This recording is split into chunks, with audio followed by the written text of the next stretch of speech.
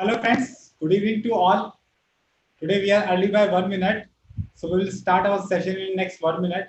Before that, I welcome all the participants and our today's speaker, CA Mohit Arora, who is an NG consultant. So friend, as you know, today we are going to discuss one of the very latest topic. So I think we should wait for the 1 minute so that other participant can also join. And as at 7 p.m. we will start our session. Friends, hope you're liking our other sessions also. We have also organized a session tomorrow. Friends, we have organized series of Indias in a segregated manner so that all you can have a good knowledge of Indias and you can close your books of accounts, clients' books of accounts in a perfect and best possible manner. So, friends, tomorrow we have a session on financial instrument, which is basically India's 109 and India's 32. So I request all of you kindly join tomorrow also at 7 p.m. and also share with your other friends also about tomorrow's session. And friend, day after tomorrow, that is on Wednesday, we have a session on GST. Basically for COVID related expense. Can we claim the GST credit on such COVID related expense?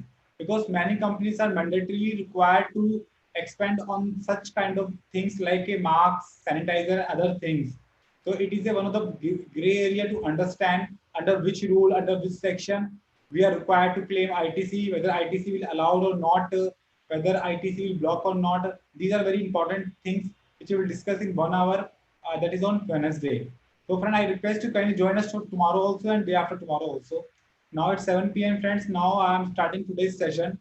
Friends, as you all know that recently Government of India has come up with a new notification under which they have merged the MSME registration, Adhyar Udyog, startup, and all have been merged into Udyam registration. Under Udyam, there is a mandatory requirement of registration from 1st July 2020. All the entities, whether they are already registered or whether they are new, they all are required to re-register themselves from 1st July 2020. So friends, it's become one of the very important area for all of us to understand what is the exact meaning of Udyam registration, who are required to register, and what is the process of registration. Friends, as we all know that many benefits are provided by Government of India to especially for MSME. And now MSME are eligible to get such benefit through this Udyam registration only. So friends, it become a vital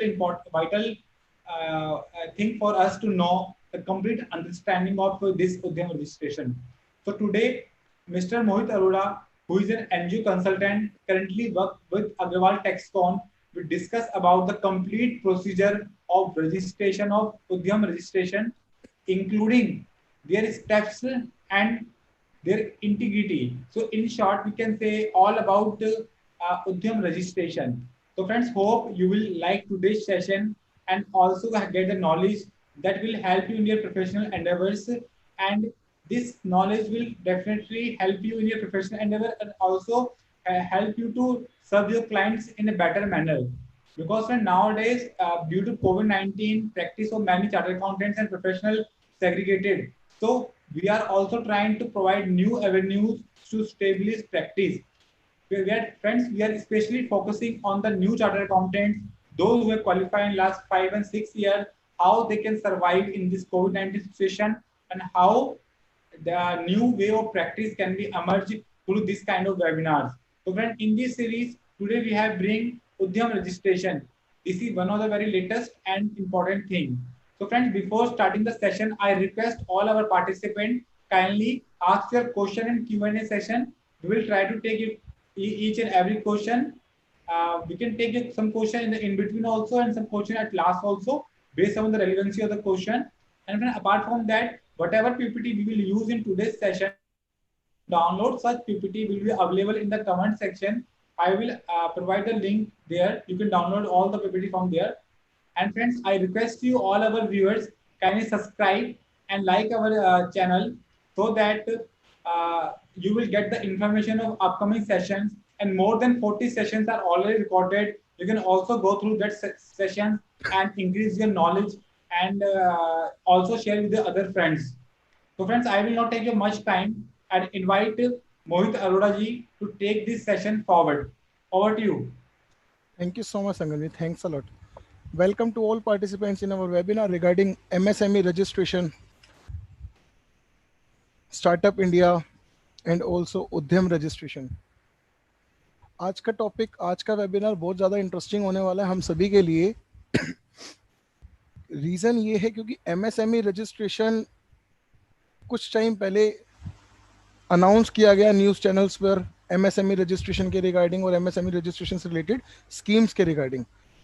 तो जहाँ तक हमें ध्यान था उसके ऊपर बहुत सारे वेबिनार्स भी बन चुके हैं, MSME से रिलेटेड कुछ क्वेरीज भी आ चुकी हैं और बहुत सारे कन्फ्यूजन्स भी क्रिएट हो चुके हैं कि प्रोसीजर क्या है, पोर्टल क्या है और फीस क्या है भी या नहीं है, बहुत सारी queries.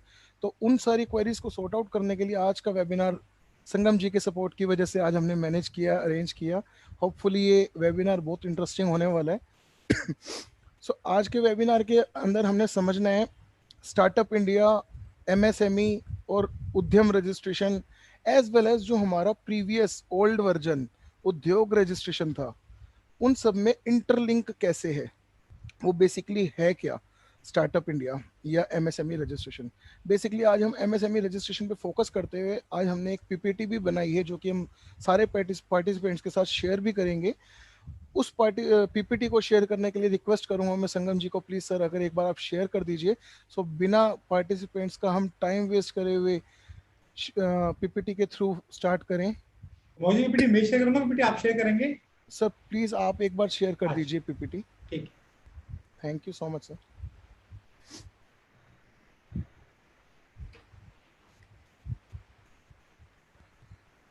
Is visible? Yes sir, visible. Thank you so much sir. तो जैसा कि हमने अभी डिस्कस किया, हमने बताया आज का जो वेबिनार है वो उद्यम रजिस्ट्रेशन के रिगार्डिंग है। डोंट बी कंफ्यूज, कोई भी कंफ्यूज नहीं होना चाहिए हमारे पार्टिसिपेंट्स में, प्रोफेशनल्स में या क्लाइंट्स में। ये उद्यम रजिस्ट्रेशन है क्या, बेसिकली समझिएगा। उद्योग registration is updated as Udyam registration. तो जो हमारा MSME रजिस्ट्रेशन था जो कि उद्योग रजिस्ट्रेशन के पोर्टल से किया जाता था, उसका नाम रीनेम करके अपडेट करके गवर्नमेंट ने कर दिया है उद्यम रजिस्ट्रेशन। अभी बहुत सारे पार्टिसिपेंट्स को क्वेरी अराइज हो सकती है क्यों किया, रीजन क्या है उद्यम रजिस्ट्रेशन का। तो यहाँ पर बताएंगे हम आज के वेबिनार में उद्योग रजिस्ट्रेशन से उद्यम रजिस्ट्रेशन करने का क्या क्या कारण है, क्या क्या पॉइंट्स ऐड ऑन करे हैं, क्या क्या अपग्रेडेशन आया है उद्यम रजिस्ट्रेशन के अंदर। तो उद्यम रजिस्ट्रेशन से सबसे पहले हमें यह समझना चाहिए उद्यम रजिस्ट्रेशन है क्या। Udyam registration basically alternative name of MSME registration as well as Udyam registration. अगर हम कहें स्टार्टअप इंडिया के लिए यूज किया जाएगा तो आंसर इज यस। पहले क्या किया जाता था तो आंसर इज नो। तो Udyam registration, MSME registration as well as Startup India registration, इन सब के लिए गवर्नमेंट ने एक ही पोर्टल बना दिया जिस पोर्टल का नाम दे दिया उद्यम रजिस्ट्रेशन। उद्यम रजिस्ट्रेशन का एक्चुअली मीनिंग क्या है वो हमारी अपकमिंग स्लाइड में हम देखेंगे। सब please next move on, next slide. उद्यम रजिस्ट्रेशन का मीन्स उद्यम registration portal developed by ministry of micro small medium enterprises has become operational from 1st July. The new process of classification and registration of enterprises has started as already declared wide notification dated 26th June 2020 along with the launching the portal. यहाँ पर हमने ये बताया जो 26 जून को notification release किया government ने, ministry ने, उसमें क्लियरली मेंशन था उद्यम रजिस्ट्रेशन जो इंप्लीमेंट होगा पब्लिकली वो 1 जुलाई पर होगा।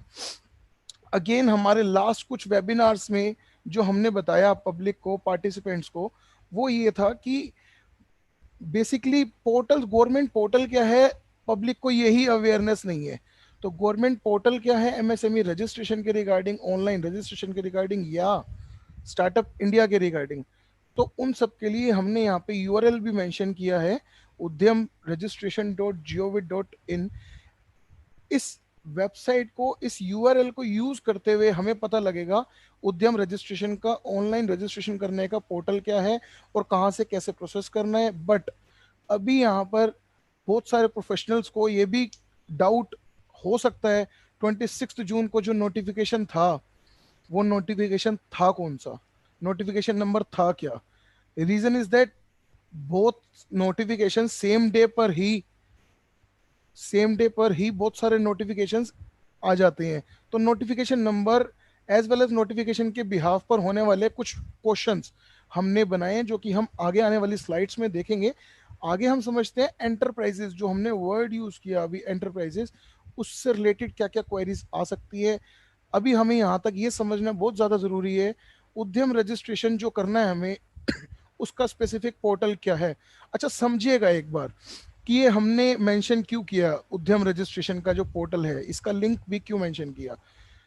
एमएसएमई रजिस्ट्रेशन अब तक जो होते आ रहे थे, जो उद्योग रजिस्ट्रेशन के थ्रू किए जा रहे थे, उसकी पूरी एज इट इज बॉडी कुछ प्रोफेशनल्स ने कॉपी कर रखी थी, जिसके अंदर प्रोफेशनल्स चार्ज कर रहे थे, लेकिन पब्लिक को अवेयरनेस क्या थी, ये गवर्नमेंट फीस है, बट एक्चुअली वो प्रोफेशनल फीस है। तो जहाँ पे क्लेरिफाई करना जरूरी है, शेयर करना जरूरी है। संगम जी आपकी स्क्रीन शेयरिंग पर नहीं है, मे बी पीपीटी रिफ्लेक्ट नहीं हो रही, अभी Okay. हुई। प्लीज इसको स्लाइड, हाँ जी, थैंक यू सो मच। सो उद्यम रजिस्ट्रेशन के रिगार्डिंग हमने ये यूआरएल इसलिए मेंशन किया क्योंकि उद्योग रजिस्ट्रेशन के अंदर बहुत सारे कंफ्यूजन्स थे, पोर्टल क्या है, और पोर्टल अगर पता लग भी गया तो गवर्नमेंट फीस भी है या नहीं है। तो सबको अवेयर करने के लिए हमने यहाँ पे यूआरएल मेंशन की है। इस यूआरएल पे जाकर ही आपको उद्यम रजिस्ट्रेशन के रिगार्डिंग अपनी फाइल प्रोसेस करनी है। सब प्लीज नेक्स्ट स्लाइड की तरफ हम मूव ऑन करें। सो अब हम समझते हैं ये एमएसएमई रजिस्ट्रेशन, अभी जो हमने उद्यम रजिस्ट्रेशन के रिगार्डिंग बताया, ये उद्यम रजिस्ट्रेशन बनाया क्यों, रीजन क्या था, और सबसे मोस्ट इंपॉर्टेंट रीजन एमएसएमई का कंट्रोल। तो ये जो उद्यम रजिस्ट्रेशन बनाया, ये मिनिस्ट्री ने एक कंट्रोल रूम जनरेट और क्रिएट कर दिया, किन सब चीजों के लिए, किन सब एंटरप्राइजेस के लिए, उन सारी माइक्रो स्मॉल मीडियम एंटरप्राइजेस के लिए जो कि स्टार्टअप इंडिया में एग्जिस्ट करती हैं, जो कि एमएसएमई मतलब उद्योग रजिस्ट्रेशन ऑलरेडी करवा चुकी हैं, और जो कि आगे आने वाली कुछ गवर्नमेंट स्कीम्स में इंटरेस्टेड है या जाना चाहती हैं, या गवर्नमेंट के पोर्टल के टेंडर्स के थ्रू अप्लाई करना चाहते हैं, अपने बिजनेस को ग्रो करना चाहते हैं। लाइक हमने जेम के रिगार्डिंग भी डिस्कस किया लास्ट वेबिनार में। सो जेम में भी यदि कोई पर्सन इंटरेस्टेड है या उसकी ऑर्गेनाइजेशन इंटरेस्टेड है जेम रजिस्ट्रेशन में, तो उसको भी उद्यम रजिस्ट्रेशन करवाना होगा। अभी समझते हैं उद्यम रजिस्ट्रेशन या उद्यम की माइक्रो स्मॉल मीडियम एंटरप्राइजेस की जो मिनिस्ट्री है, इनका मेन ऑब्जेक्ट क्या था, सबसे बड़ा एजेंडा क्या था इस नए पोर्टल को इंट्रोड्यूस करने के लिए। तो सबसे बड़ा जो रीजन था वो था रिड्यूस करना टाइम को और कॉस्टिंग को, और मैक्सिमम आउटपुट देना। इसका एक एग्जांपल शेयर करते हुए आगे बढ़ेंगे हम। हमारी इकोनॉमी बहुत ज़्यादा डाउनवर्ड गई कोविड-19 की वजह से। तो जब कोविड-19 की वजह से हमारी इकोनॉमी डाउनवर्ड गई और हमने ये ऑब्जर्व किया, जो हमारे यहाँ पर प्रोडक्ट्स यूज़ हो रहे हैं या सर्विसेज हम यूज़ करते हैं, उनमें कहीं ना कहीं चाइना का यूज़ कर रहे थे या बाहर से इंपोर्ट कर रहे थे।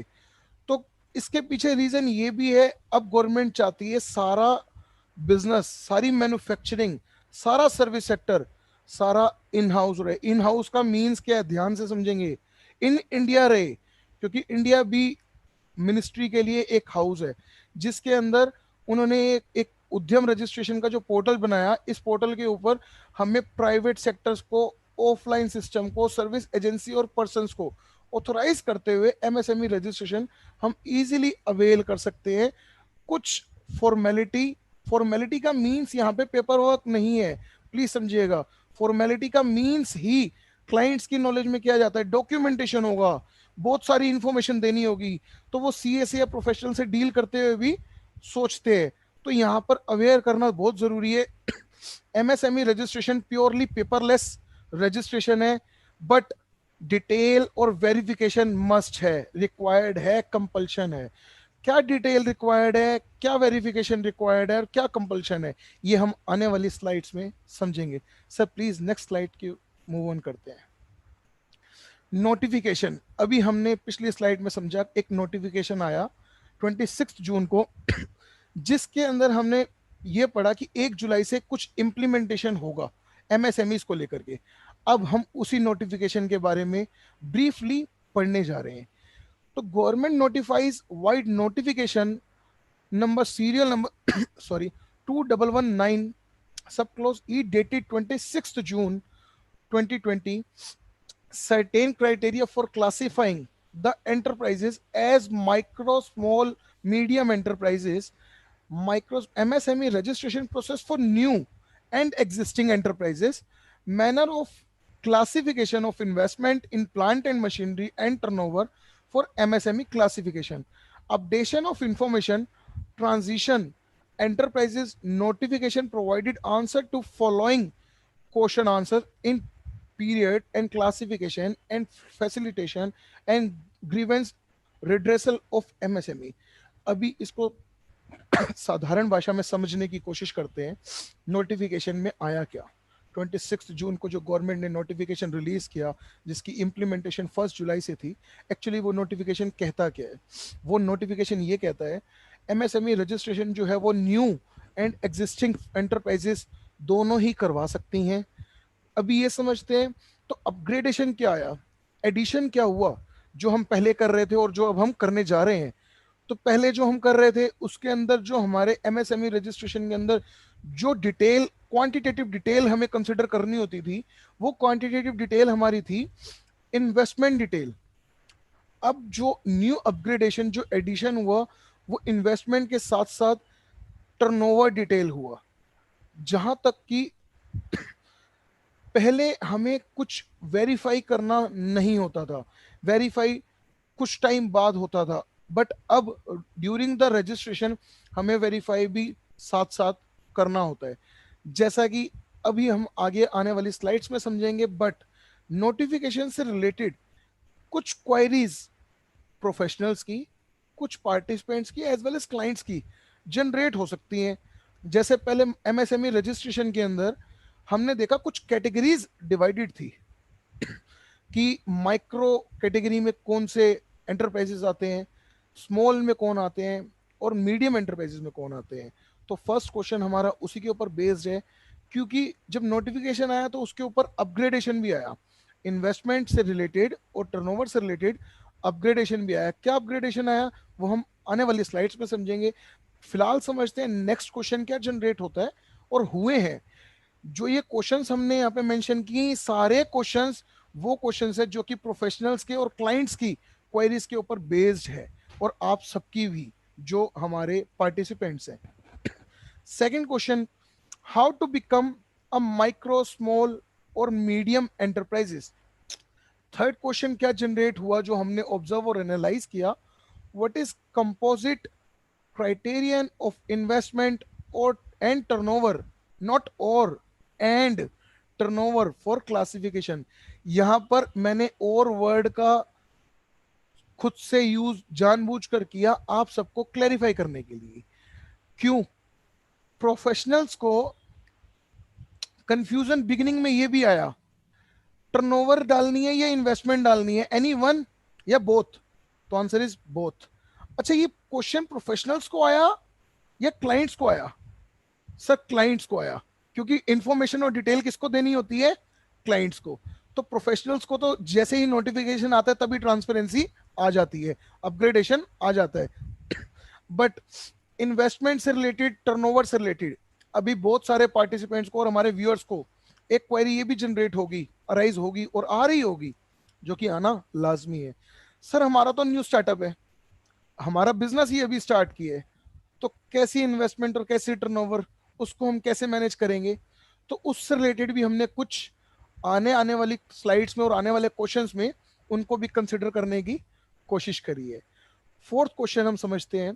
फोर्थ क्वेश्चन कहता क्या है, how to calculate investment in plant and machinery और इक्विपमेंट। कैलकुलेट कैसे करना है? इन्वेस्टमेंट को, प्लांट एंड मशीनरी की या हमारी इक्विपमेंट्स की, ये भी हम समझेंगे। बहुत इंटरेस्टिंग क्वेश्चन है जो कि एमएसएमई के लिए बहुत ज़्यादा इंपॉर्टेंट होने वाला है। How to calculate turnover. हमारी इंडियन कंप्लाइंसेस के अंदर यदि टर्नओवर वर्ड ही किसी के माइंड में आता है तो उसका ऑल्टरनेटिव नेम भी एक कंप्लाइंस का आता है जिसका नाम है जीएसटी। तो हाउ टू कैलकुलेट टर्नओवर, जैसे ही हम क्वेश्चन समझते हैं तो यहाँ पर एक क्वेश्चन और भी अराइज होता है, क्या जीएसटी का यहाँ पे कुछ रोल है, इन्वॉल्वमेंट है? यदि हमारे पास जीएसटी नंबर नहीं है तो हम क्या करेंगे, तब हम ले सकते भी हैं या नहीं? तो उन सबको कंसिडर करते हुए हमने कुछ क्वेश्चंस बनाए। सर स्लाइड प्ले Yes, रुक yes. गई है, Just a हैंग minute. हो रही है may be. Just a minute. Okay sir.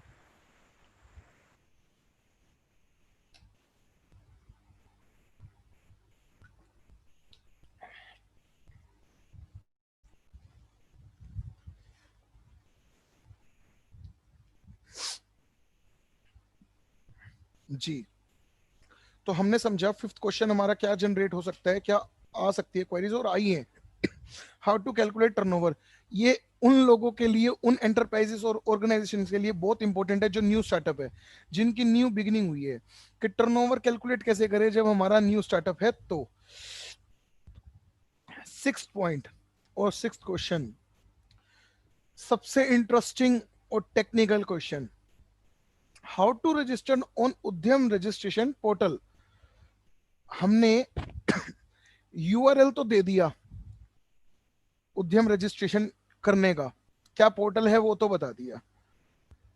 क्या सारे प्रोफेशनल्स को, लीगल एडवाइजर्स को पूरी इंफॉर्मेशन उस यूआरएल से मिल गई? नहीं।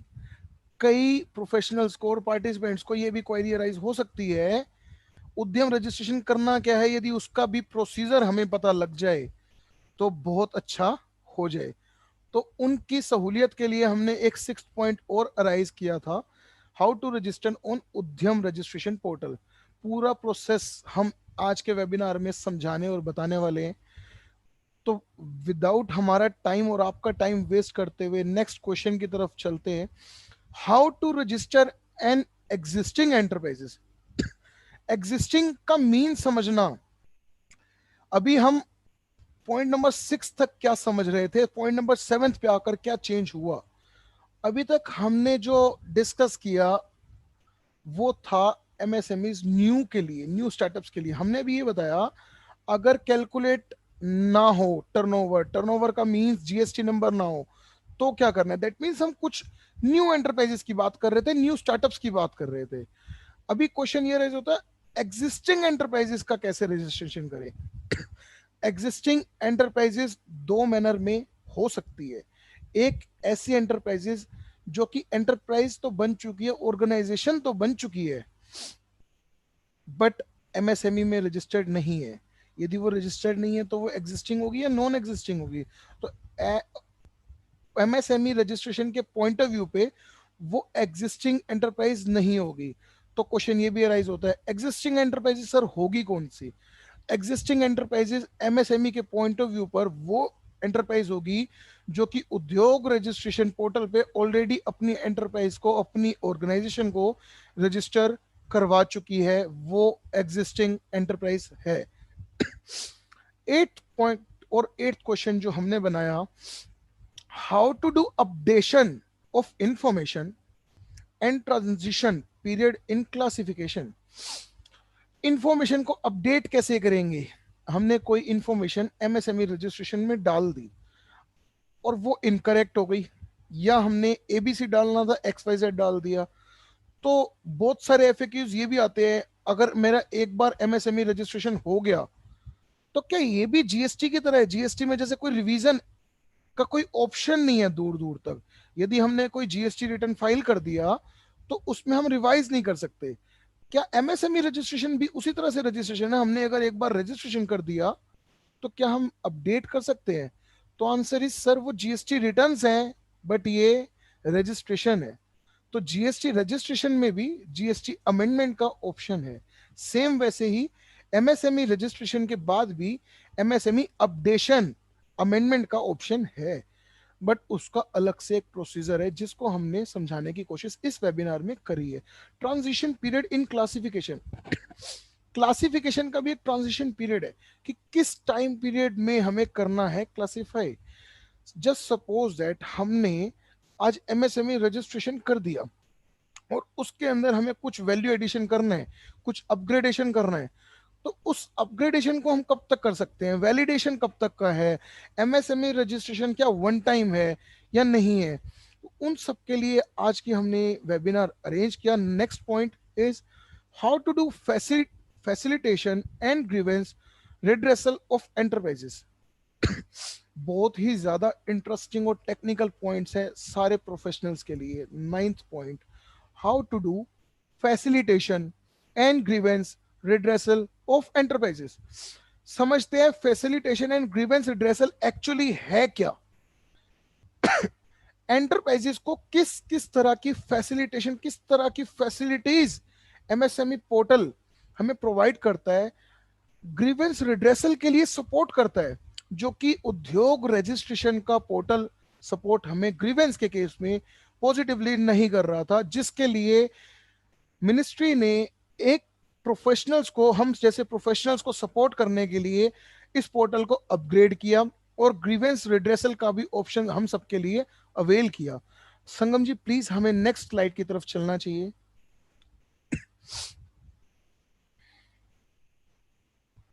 क्लासिफिकेशन, अभी तक हम समझ रहे थे एंटरप्राइजेस।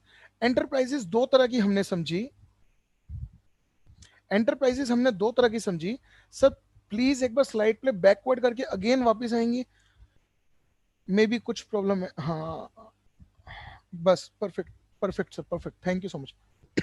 अभी तक हम समझ रहे थे एंटरप्राइजेस।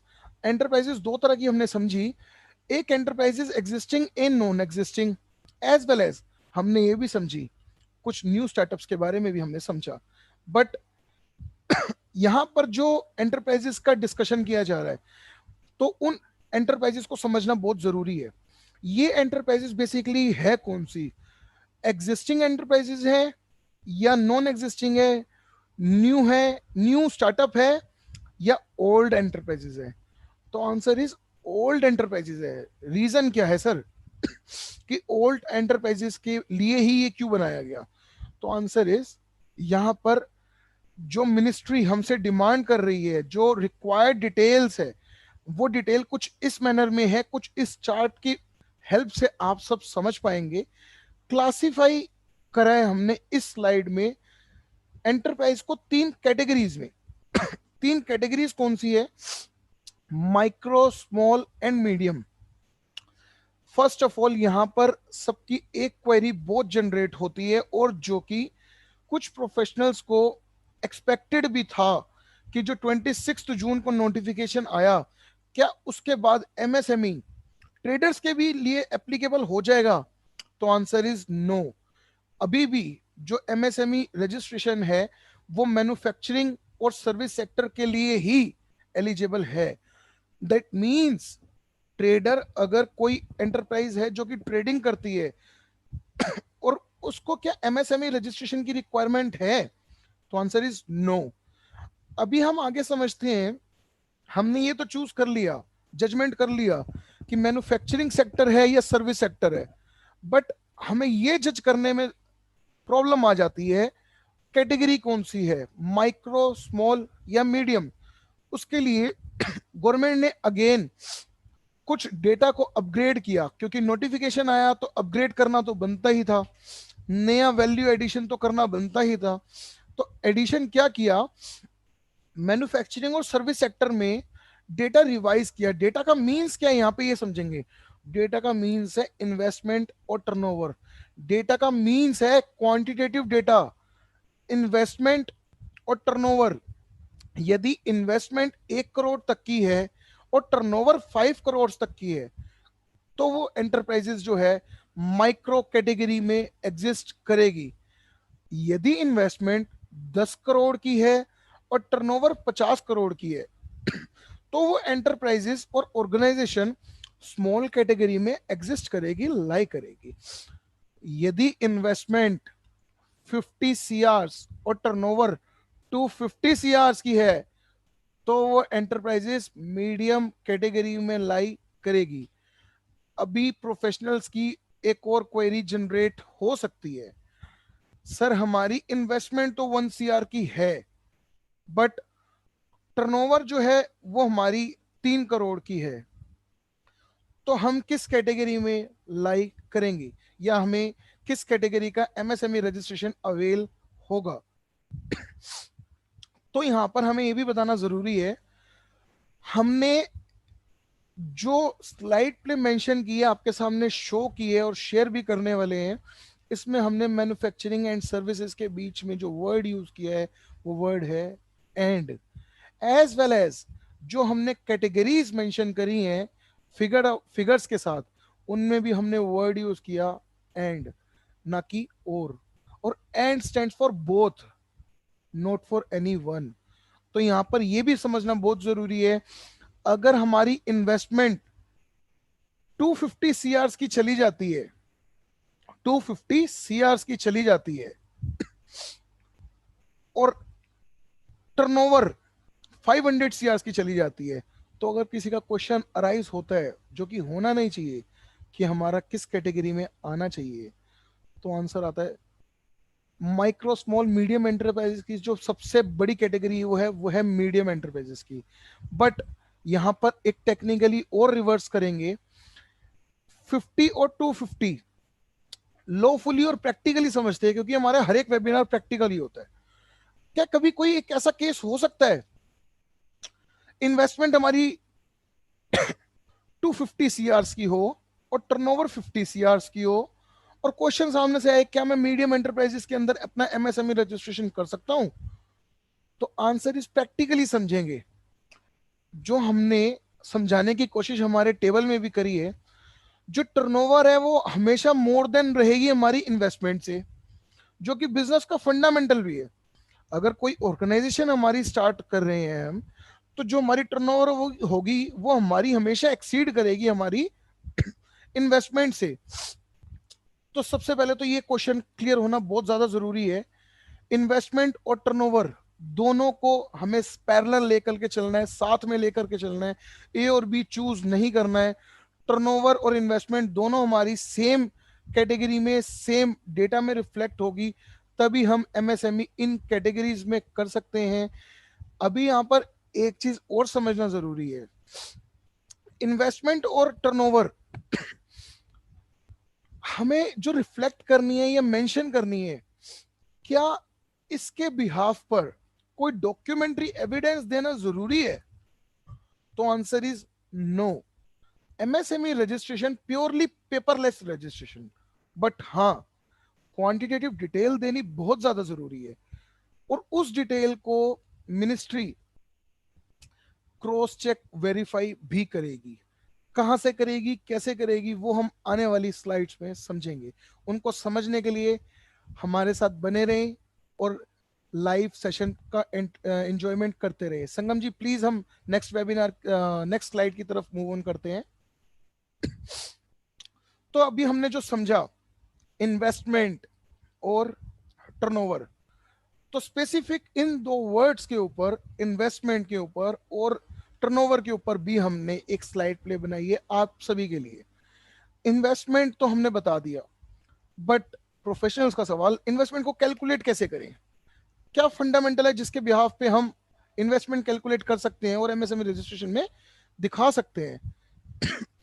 उस इन्वेस्टमेंट को कैलकुलेट करने के लिए हमने कुछ 6 पॉइंट्स बनाए हैं इस स्लाइड प्ले में, तो समझते हैं 1 to 1 क्या 6 पॉइंट्स हैं जिससे हम इन्वेस्टमेंट को कैलकुलेट इजीली कर सकते हैं।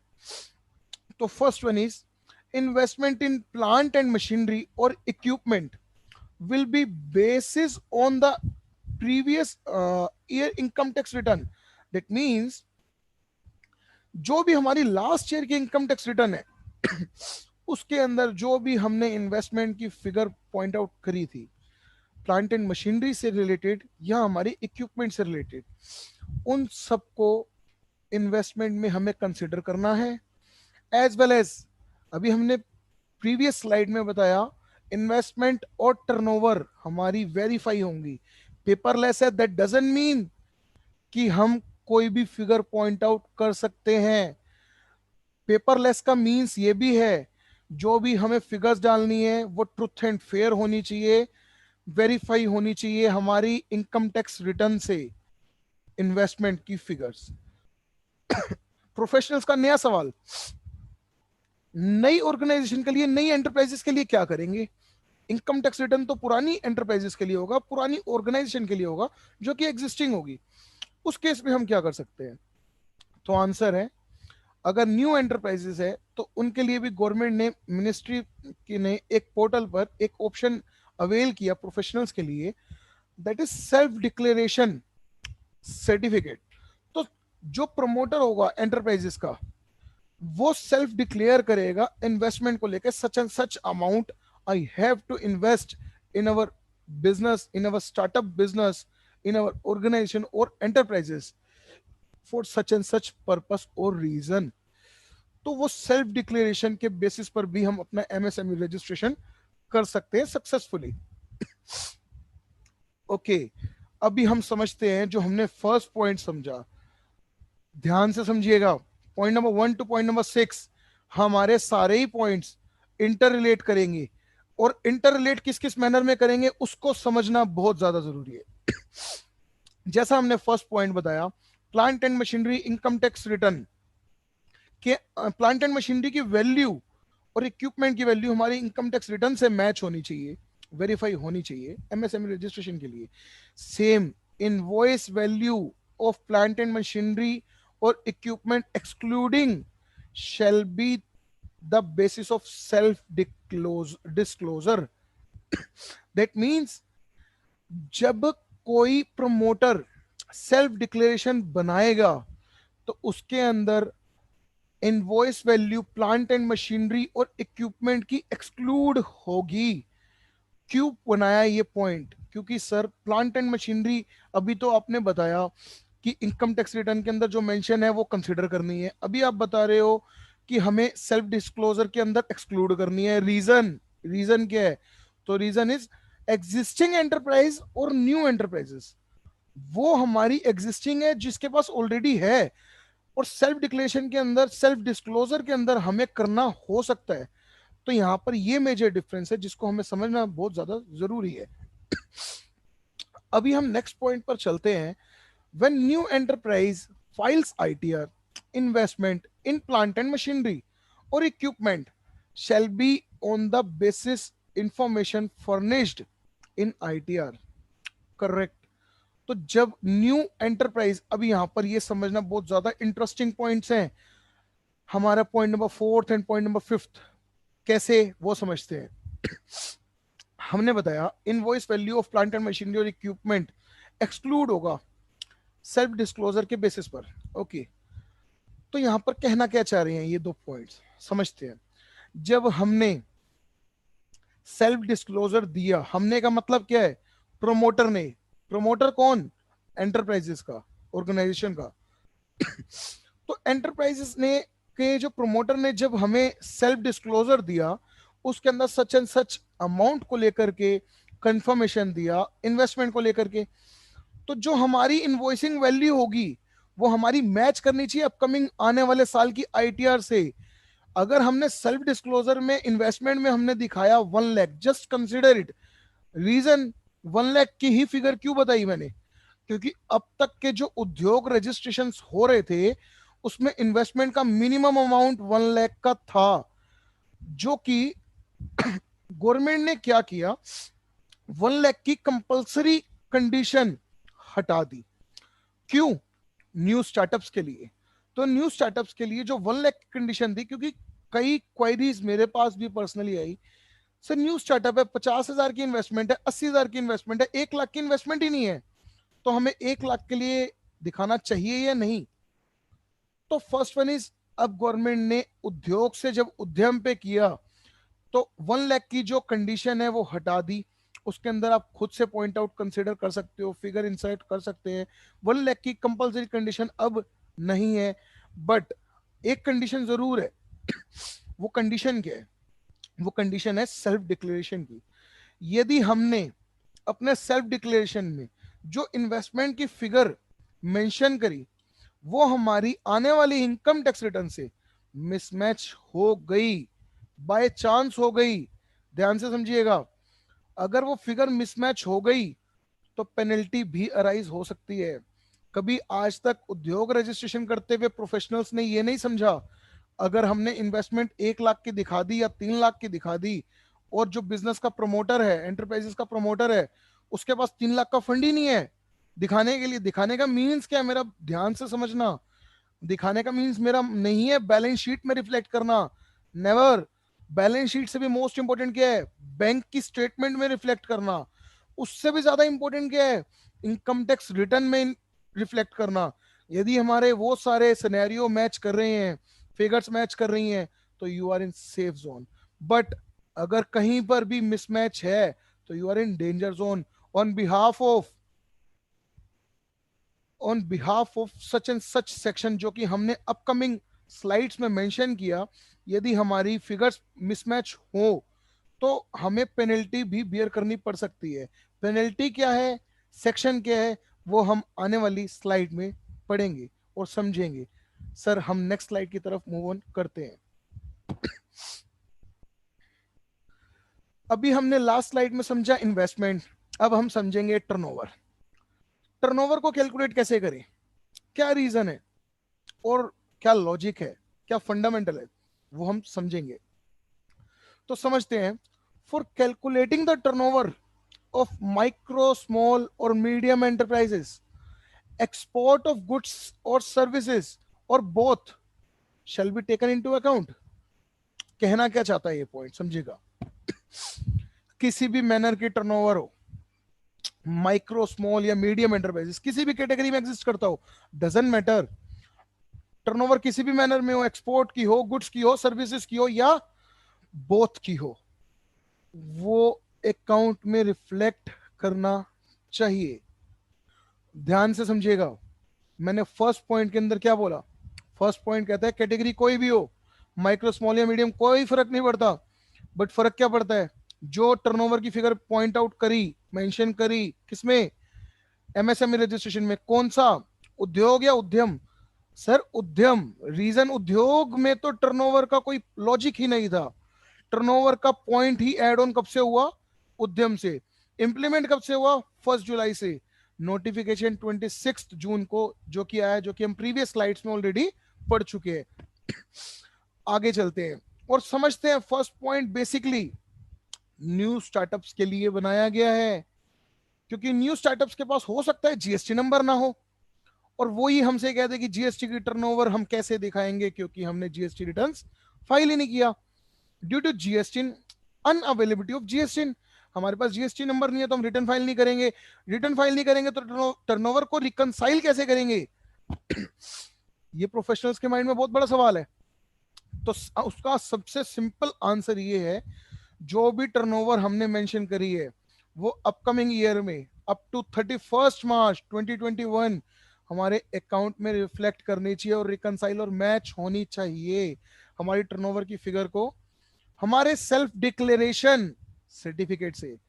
तो यहां पर हमें यह भी पता लगा सेल्फ डिक्लेरेशन जो है वो हमारे सिर्फ इन्वेस्टमेंट के लिए नहीं, investment as well as expected turnover के लिए भी एलिजिबल है, रिस्पॉन्सिबल है और लाइबल भी है। अब हम मूव ऑन करते हैं अपने नेक्स्ट पॉइंट, अपकमिंग पॉइंट की तरफ, जो कि है एग्जिस्टिंग एंटरप्राइजेस से रिलेटेड, जो ऑर्गेनाइजेशन अभी ऑलरेडी एग्जिस्ट करती हैं, जो कि ऑलरेडी एग्जिस्ट करती हैं। जब ऑलरेडी एग्जिस्ट करती हैं तो ऑब्वियसली उनके पास जीएसटी नंबर भी होना लाजमी है। अगर कोई ऑलरेडी एग्जिस्ट करती है ऑर्गेनाइजेशन तो अच्छा, यहां पर भी सवाल आ सकता है प्रोफेशनल्स का, सर एग्जिस्ट तो करती है, ऑर्गेनाइजेशन तो बनी हुई है, बट उन्होंने जीएसटी नंबर नहीं ले लिया, क्योंकि जीएसटी नंबर का क्राइटेरिया में वो एग्जिस्ट नहीं करते थे। देन व्हाट वी डू, तो answer is previous, again bank के अकाउंट में हमारी ट्रांजैक्शन मैच करनी चाहिए और वही ट्रांजैक्शन हमारे सेल्फ डिक्लेरेशन से मैच करनी चाहिए। आगे हम समझते हैं, information as regards turnover and exports turnover for an enterprise shall be linked to the income tax or the central goods and service act and the GST. अब ये पॉइंट बहुत ज्यादा इंटरेस्टिंग होने वाला है, समझते हैं कैसे। अभी तक हम क्या समझ रहे थे, इन्वेस्टमेंट और टर्नओवर दो अलग अलग बेसिस हैं, इसीलिए हमने दो अलग अलग स्लाइड्स बनाई। बट ये जो हमने येलो किया, हाईलाइट किया CGST act, as well as इसके साथ में हमने एक वर्ड यूज किया और में इनकम टैक्स, ये दोनों क्यों एक साथ आए, क्या रीजन है इन दोनों के पीछे, तो वो रीजन समझते हैं हम आप सबके साथ। वो रीजन है 2017 में जब जीएसटी आया, जीएसटी कंप्लायंस आया, एप्लीकेबल हुआ 1 जुलाई 2020 से, उसके बाद जो कुछ इनकम टैक्स रिटर्न्स फाइल हुई 2018 के बाद, 2019 के बाद, उन रिटर्न्स में जो टर्नओवर हमने मेंशन करी, सॉरी कुछ प्रोफेशनल्स ने मेंशन करी, तो उन प्रोफेशनल्स की टर्नओवर जीएसटी रिटर्न से मिसमैच भी कर रही थी। कुछ केसेस में उनके पास उनका स्पेसिफिक रीजंस भी है, बट एमएसएमई रजिस्ट्रेशन उन रीजंस को सुनने के लिए रेडी नहीं है। दैट मीन्स आपने यदि अपनी जीएसटी रिटर्न्स फाइल करी हैं, जीएसटी कंप्लायंस में जो टर्नओवर अपनी मेंशन करी है, जीएसटी कंप्लायंस में टर्नओवर मेंशन करी है, सर कैसे रिकंसाइल होगा, जीएसटी रिटर्न में तो कभी मांगता ही नहीं है टर्नओवर। तो आंसर इज जीएसटी कंप्लायंस ने भी अपनी जीएसटी एनुअल रिटर्न बना दी थी, और जब आप न्यू ईयर में, फाइनेंशियल ईयर में कदम रखते हैं, तो प्रीवियस ईयर की टर्नओवर को कंसिडर करना कंपलसरी हो जाता है। तो जब आप एनुअल रिटर्न करते हैं तो उसके अंदर भी आपको एनुअल टर्नओवर मेंशन करना होता है। तो एनुअल टर्नओवर आपकी जीएसटी एनुअल रिटर्न से रिकंसाइल की जाएगी, as well as income tax return से भी की जाएंगी। अभी प्रोफेशनल्स के माइंड में एक और सवाल आएगा, हमने तो इनकम टैक्स रिटर्न फाइल करी थी, जीएसटी से मैच भी नहीं किया था, अभी तक तो कुछ नहीं हुआ, और क्या कुछ होगा?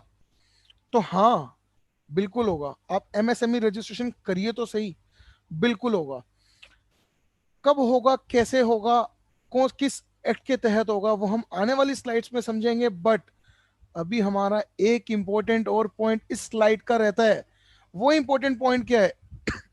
वो हमारा इंपॉर्टेंट पॉइंट है सेल्फ डिक्लेरेशन बेस्ड। समझते हैं क्या है इस पॉइंट में छुपा हुआ। तो इस जस्ट इस पॉइंट में जो छुपा हुआ है वो है सेल्फ डिक्लेरेशन के रिगार्डिंग डेडलाइन। वो डेडलाइन क्या कहती है, देखेंगे, ध्यान से समझेंगे पॉइंट को, पहले रीड आउट करते हैं, देन उसके बारे में समझते हैं technically. The turnover related figures of such enterprise which do not have PAN will be considered on self-declaration basis for a period up to 31st March 2021, and thereafter PAN and GST shall be mandatory. ये point self declaration based है, new startup के लिए है, new enterprises और organisations के लिए है। Reason is that MSME registration ना तो पेन बेस्ड है, ना तो जीएसटी बेस्ड है, ये प्योरली आधार बेस्ड है। जब आधार बेस्ड है, उसके बावजूद इनकम टैक्स वेरिफिकेशन और जीएसटी वेरिफिकेशन के रिगार्डिंग भी एमएसएमई रजिस्ट्रेशन का जो पोर्टल है, उद्यम रजिस्ट्रेशन पोर्टल, ये वेरीफाई क्यों करना चाह रहा है और उसकी डेडलाइन क्या है। तो गवर्नमेंट भी ये समझती है जब न्यू स्टार्टअप आप कर रहे हो तो नो डाउट हो सकता है ना आपके पास पेन नंबर हो ना जीएसटी नंबर हो, तो उस केस में आप अपना सेल्फ डिक्लेरेशन देंगे, but you have to verify your PAN as well as GST in detail up to 31st March 2021। ये स्लाइड पे यहाँ पर हम एंड करते हैं और संगम जी से रिक्वेस्ट करते हैं हमारी नेक्स्ट स्लाइड की तरफ मूव ऑन करने के लिए। ये स्लाइड तो हम सभी प्रोफेशनल्स के काम आने वाली है बहुत ही ज्यादा। हमने फर्स्ट स्लाइड, सेकंड स्लाइड में ये बताया एमएसएमई रजिस्ट्रेशन का पोर्टल क्या है, यूआरएल क्या है, बट ये नहीं बताया था प्रोसीजर क्या है, तो इसीलिए नहीं बताया था क्योंकि प्रोसीजर के लिए हमने आप सबके लिए एक स्लाइड भी डिजाइन कर रखी है। तो समझते हैं एमएसएमई रजिस्ट्रेशन का प्रोसीजर क्या है। उद्यम रजिस्ट्रेशन पोर्टल, ये भी समझना बहुत जरूरी है। MSME registration procedure on Udyam registration portal. अभी माइंड में एफएक्यूज जनरेट हो रहे होंगे कुछ प्रोफेशनल्स के, sir MSME registration, startup India registration, क्या दो अलग रजिस्ट्रेशन हैं? क्योंकि आपने कहा उद्यम रजिस्ट्रेशन पोर्टल पर, तो आंसर इज नो। पहले ये डिफरेंट रजिस्ट्रेशंस थे। प्रोफेशनल्स का टाइम और क्लाइंट्स की कॉस्टिंग बचाने के लिए गवर्नमेंट ने एक सिंगल पोर्टल जनरेट किया, डेवलप किया, बनाया हम सभी प्रोफेशनल्स के लिए और आप सभी क्लाइंट्स की कॉस्टिंग को बचाने के लिए, जिसको नाम दिया उद्यम रजिस्ट्रेशन पोर्टल। अभी हम आगे चलते हैं और समझते हैं प्रोसीजर क्या है उद्यम रजिस्ट्रेशन पोर्टल का। दैट मींस उद्यम रजिस्ट्रेशन पोर्टल का या एमएसएमई रजिस्ट्रेशन का? एमएसएमई रजिस्ट्रेशन का, जो कि उद्यम रजिस्ट्रेशन पोर्टल के हेल्प से हम करने वाले हैं। समझते हैं। The form for registration shall be as provided in the उद्यम रजिस्ट्रेशन पोर्टल। जो हमने यूआरएल आपको मेंशन किया था अपनी सेकंड स्लाइड में, जब आप उस यूआरएल को यूज करेंगे तो वहां पर आपको रजिस्ट्रेशन फॉर्म मिलेगा। उस रजिस्ट्रेशन फॉर्म में अपनी बेसिक इंफॉर्मेशन आपको डालनी है, बट कंडीशन ये है एक एक डिटेल, क्वांटिटेटिव डिटेल आपकी वेरीफाई होगी। किससे? इनकम टैक्स पोर्टल और जीएसटी पोर्टल। कोई कंफ्यूजन नहीं है न्यू स्टार्टअप और एग्जिस्टिंग के लिए, क्योंकि डेडलाइन 31 मार्च दे दी गई है। जिनकी एग्जिस्टिंग है उनका तो साथ साथ होगा। जो ऑलरेडी एग्जिस्टिंग रजिस्ट्रेशंस हैं, जो करवा चुके हैं उद्योग में या ओल्ड ऑर्गेनाइजेशंस हैं, जिनकी income tax returns timely file होती हैं, जीएसटी कंप्लायंस फुलफिल करते हैं, उनका तो साथ साथ होगा। यहां पर एक और पॉइंट ऐड ऑन करना चाहूंगा। उद्योग रजिस्ट्रेशन, जो रजिस्ट्रेशन सर्टिफिकेट था वो with in 24 hours professionals commit करते थे अपने क्लाइंट से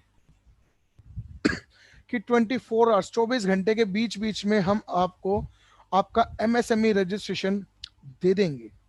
बट अब उन्हीं सभी प्रोफेशनल से मेरी पर्सनली राय ये है, 24 घंटे की कमिटमेंट एमएसएमई रजिस्ट्रेशन के लिए अब नहीं करेंगे। एमएसएमई रजिस्ट्रेशन नंबर के लिए आप कर सकते हैं। ध्यान से समझिएगा क्या कहना चाह रहा हूं। एमएसएमई रजिस्ट्रेशन सर्टिफिकेट अब जो जनरेट होता है वो विद इन 7 डेज होता है, but MSME registration number instant basis पर जनरेट होता है। तो यदि आप एमएसएमई क्लाइंट्स को कमिटमेंट 24 घंटे की कर रहे थे तो अब वो नहीं करोगे, क्योंकि एमएसएमई रजिस्ट्रेशन पहले आपकी इंफॉर्मेशन को वेरीफाई नहीं कर रहा था, जो कि अब कर रहा है। जब एमएसएमई रजिस्ट्रेशन वेरीफाई कर रहा है तो ईच एंड एवरी पोर्टल को वेरीफाई करने के लिए उन्होंने कुछ टाइम कंसिडर किया, जिसको हम टाइम मैक्सिमम 7 डेज का कंसिडर करना सही समझते हैं। नेक्स्ट पॉइंट, उद्यम रजिस्ट्रेशन का पोर्टल हमने बता दिया। उद्यम रजिस्ट्रेशन प्रोसेस के अंदर हमने बता दिया फॉर्म है, फॉर्म में आपको आधार बेस्ड है। आधार बेस्ड के बाद आपको अपनी बिजनेस की कॉन्फिडेंशियल डिटेल देनी है। कॉन्फिडेंशियल डिटेल है क्या? अगेन इन्वेस्टमेंट और टर्नओवर। अब तक मैं जो समझता हूं मोस्टली पार्टिसिपेंट्स और व्यूअर्स का हमारे क्वेश्चन क्लियर हो चुका होगा एग्जिस्टिंग एंटरप्राइजेस को लेकर के और न्यू स्टार्टअप्स को लेकर के। यदि न्यू है तो सेल्फ डिक्लेरेशन, एग्जिस्टिंग है तो प्रीवियस ईयर डिटेल कंसिडर करनी होगी। नेक्स्ट पॉइंट, क्या गवर्नमेंट ने उद्योग रजिस्ट्रेशन से स्विच करके उद्यम रजिस्ट्रेशन पर जब कदम रखा, क्या कोई गवर्नमेंट ने फीस बना दी? क्या कोई गवर्नमेंट हमसे पेमेंट लेना चाहती है? कोई गवर्नमेंट चलान हमें जनरेट होगा? तो answer is no. There will be no fee for filing Udyam registration. Again, free of cost. ध्यान से समझना है, इकोनॉमी बहुत गंदी गिरी है कोविड-19 से, तो गवर्नमेंट भी बहुत अच्छे लेवल पर सपोर्ट करना चाहती है, तभी कोई गवर्नमेंट फीस उद्यम रजिस्ट्रेशन पे आज भी नहीं है। तो कोई भी यदि आपको ये कहता है उद्यम रजिस्ट्रेशन की फीस है, तो answer is there is no fee for Udyam registration और MSME registration and also startup India registration. Third one is Aadhaar number shall be required for Udyam registration, जो कि हमने पहले भी समझा। उद्यम रजिस्ट्रेशन करने के लिए जो हमारी उद्योग रजिस्ट्रेशन में रिक्वायरमेंट, नेसेसरी रिक्वायरमेंट थी, सेम नेसेसरी रिक्वायरमेंट आज भी है। वो क्या है? वो है हमारा आधार नंबर। अभी यहाँ पर आधार नंबर को लेकर के भी बहुत सारे कंफ्यूजन और एफएक्यूज जनरेट हुए और मेरे पास पर्सनली आए व्हाट्सएप पर और मेल पर। वो एफएक्यूज क्या थे?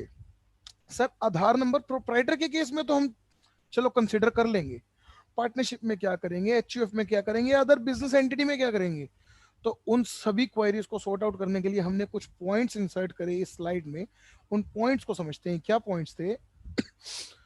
The Aadhaar number shall be of the proprietor in the case of a proprietorship firm. That means यदि प्रोप्राइटरशिप फर्म की हम बात कर रहे हैं तो जो आधार नंबर होगा वो प्रोप्राइटर का होगा। Of the managing partner in the case of partnership firm, यदि पार्टनरशिप फर्म है तो पार्टनरशिप फर्म के अंदर भी हम मैनेजिंग पार्टनर डिसाइड कर देते हैं। हमारे मैनेजिंग पार्टनर एबीसी है या एक्सवाईजेड है, तो एबीसी या एक्सवाईजेड जो भी आपने चूज या एलिमिनेट कर रखे हैं, वो मैनेजिंग पार्टनर का आधार नंबर आपके पास होना जरूरी है, एज वेल एज उनका आधार नंबर उनके मोबाइल से लिंक होना बहुत ज्यादा जरूरी है। यदि मोबाइल से लिंक नहीं है और आधार नंबर तो है मैनेजिंग डायरेक्टर का या पार्टनर का, तो वो आधार नंबर भी आपके लिए यूजलेस हो सकता है। एंड ऑफ अ कर्ता इन the case of HUF family, HUF means Hindu undivided family. आगे समझते हैं। ये हमने कुछ समझी एंटिटी, इसके ब्रीफ और कौन कौन सी ऐसी ऑर्गेनाइजेशंस और एंटिटीज हैं जिसके अंदर हमें उद्यम रजिस्ट्रेशन लेना पड़ सकता है, बट आधार नंबर पर सेम कंफ्यूजन भी अराइज हो सकता है। तो वो कंफ्यूजन को क्लियर करने के लिए अगेन हमने एक पॉइंट बनाया, in the case of company और a limited liability partnership or a cooperative society or a society or a trust or the organization, the authorized signatory shall provide its GSTIN and PAN along its Aadhaar number. समझते हैं यहाँ पे ये point कहना क्या चाहता है। यदि कोई कंपनी है, कोई एनजीओ है या लिमिटेड लाइबिलिटी पार्टनरशिप है, तो उनके आधार नंबर जो है वो उनके जीएसटीन और पैन से भी लिंक होने चाहिए। दैट मीन्स यदि हम बात करें प्राइवेट लिमिटेड के किसी डायरेक्टर की और हम ये देखें कि हमारे पास डायरेक्टर का या हमारे पार्टनरशिप के अंदर मैनेजिंग पार्टनर का आधार नंबर तो हमें मिल गया जो कि उसके मोबाइल से लिंक है, तो क्या वो सफिशिएंट और इनफ है? तो आंसर इज नो। जब बड़ा बिजनेस तो बड़ी डिटेल, तो बड़ी डिटेल है क्या? तो बड़ी डिटेल है जब आपका आधार अगर आपके मोबाइल से लिंक होगा तो वही आधार आपके जीएसटीन एज वेल एज आपके पैन से भी लिंक होना चाहिए। In the case of an enterprise is duly registered as an udyam with PAN, any deficiency of information for previous year when it did not have PAN shall be filled up on self declaration basis। ये हम पहले भी समझ चुके हैं, again एक बार समझेंगे। अभी हमने बताया जीएसटी और पैन का लिंक होना जरूरी है। ओके, अब क्वेरी ये राइज हुई, कोई ऐसी एंटरप्राइज हो, कोई ऐसी ऑर्गेनाइजेशन हो जिसके पास उद्यम तो हो पैन के बिहाफ पर, but did not have pan, pan number नहीं है, जीएसटी नंबर नहीं है, तो हम किस बेसिस पर कर सकते हैं? तो हमने बताया again on the basis of self declaration, self declaration का क्या फॉर्मेट है, क्या कंटेंट है, वो भी आप लोगों को इजीली अवेल हो जाएगा उद्यम रजिस्ट्रेशन के पोर्टल पर यदि आप सर्च और वर्कआउट करेंगे तो। अब हम चलते हैं नेक्स्ट पॉइंट्स की तरफ हमारे। No enterprise shall file more than one Udyam registration, provided that any number of activities, including manufacturing or service or both, may be specified or added in one Udyam registration. बहुत ही ज्यादा technical और important point है आप सभी के लिए, तो समझते हैं इसको प्रैक्टिकली। ये पॉइंट समझाना क्या चाहता है या बताना क्या चाहते हैं हम लोग आप सबसे। कुछ ऑर्गेनाइजेशन, कुछ डायरेक्टर्स, कुछ बिजनेसमैन डिफरेंट डिफरेंट एंटरप्राइजेस और ऑर्गेनाइजेशंस बना लेते हैं। लाइक पेन तो एक ही है, किसी राम नाम के पर्सन का पेन तो एक ही है, बट उसने दिल्ली में, अहमदाबाद में या मुंबई और हैदराबाद में डिफरेंट डिफरेंट फर्म्स अपनी बनाई हुई हैं। स्टेट वाइज उसने जीएसटी नंबर लिया, वो वर्किंग कर रहा है। तो उसके माइंड में एक एफएक्यू और जनरेट होता है, सर मेरे पास इतने सारे जीएसटी नंबर हैं, तो क्या मेरे को ईच एंड एवरी जीएसटी के बिहाफ पर मुझे उद्यम रजिस्ट्रेशन लेना है? तो आंसर इज नो। ऐसा नहीं है कि आपके पास जितने जीएसटी नंबर हैं आपको उतना उद्यम रजिस्ट्रेशन लेना है। क्यों नहीं है? उसके पीछे भी लॉजिक और रीजन है। उसका लॉजिक और रीजन है क्योंकि उद्यम रजिस्ट्रेशन जीएसटी बेस्ड ही नहीं है, ये आधार बेस्ड है। इसी वजह से हमने लास्ट टू लास्ट स्लाइड में अपनी बताया, इनकम टैक्स रिटर्न की टर्नओवर और जीएसटी की turnover as well as investment income tax return की वो रिकंसाइल और वेरीफाई होना हमारा बहुत ज्यादा जरूरी है।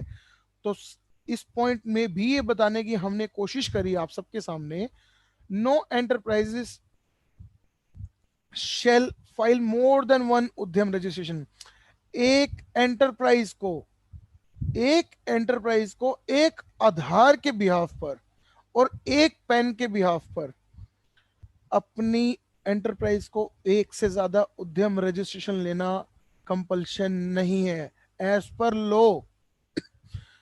अभी मुझे कुछ और भी प्रोफेशनल्स की कॉल्स और मेल्स आई जिसमें उन लोगों ने मुझे अपनी प्रोफेशनल प्रॉब्लम शेयर करी और डिस्कस करी। सर मैंने सच एंड सच पर्सन का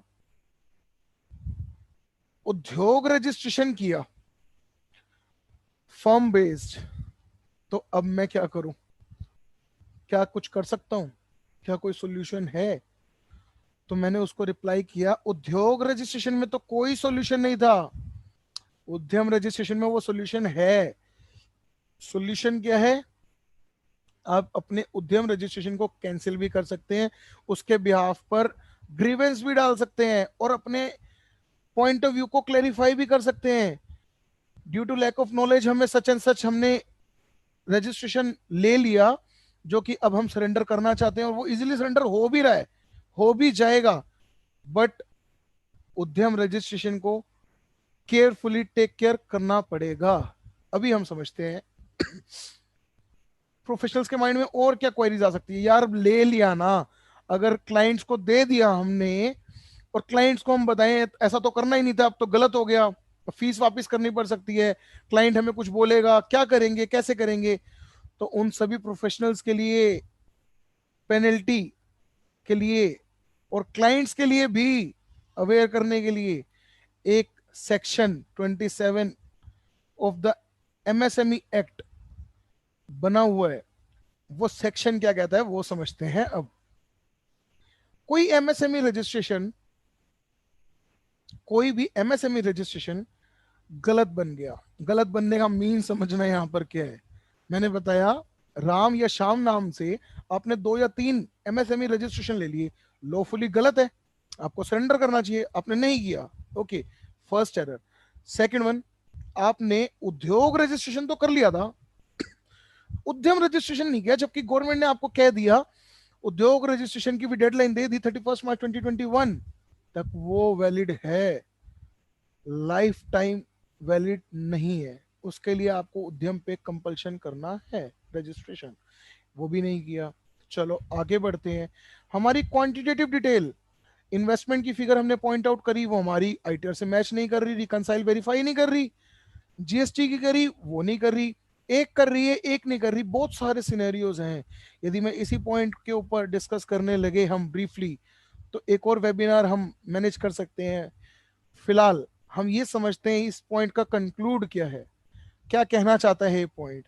तो ये पॉइंट ये कहना चाहता है, यदि एमएसएमई रजिस्ट्रेशन करते हुए किसी भी प्रोफेशनल से, चाहे वो प्रोफेशनल के पॉइंट ऑफ व्यू पे या क्लाइंट के पॉइंट ऑफ व्यू पे कोई एरर या गलती हो गई, तो उसके ऊपर भी पेनल्टी है। जी हाँ, पेनल्टी है, ध्यान से सुनना। वो पेनल्टी कितनी है वो भी क्वेश्चन होना चाहिए आप सबके माइंड में। हो सकता है आपके Q&A सेशन में आने वाले हों, पेनल्टी का अमाउंट क्या होगा। तो पेनल्टी का अमाउंट भी आप सबको यहाँ पे मैं बताना चाहूंगा। 1000 से 10,000 तक पेनल्टी का अमाउंट भी होगा। तो ये बिल्कुल ना समझें एमएसएमई रजिस्ट्रेशन हमने जो भी किया, किसी भी डिटेल और किसी भी डेटा के बिहाफ पर किया, तो वो हम सक्सेस हो गए। नेवर। आपको पेनल्टी भी बियर करनी पड़ सकती है और करनी पड़ेगी 1000 से 10,000। अभी मैं रिक्वेस्ट करूंगा संगम जी को हमारी नेक्स्ट स्लाइड की तरफ मूव ऑन करने के लिए। इंस्ट्रक्शंस क्या है और गाइडलाइन क्या है एमएसएमई रजिस्ट्रेशन करने का या उद्यम रजिस्ट्रेशन करने का, वो समझते हैं हम। अब हमें पता लगा 26 जून को नोटिफिकेशन आया जिसकी इंप्लीमेंटेशन 1 जुलाई से होनी थी। तो वो कहता क्या है समझते हैं एक बार। पॉइंट को रीड आउट करते हुए अगेन एक्सप्लेन करेंगे और समझेंगे ध्यान से ब्रीफली।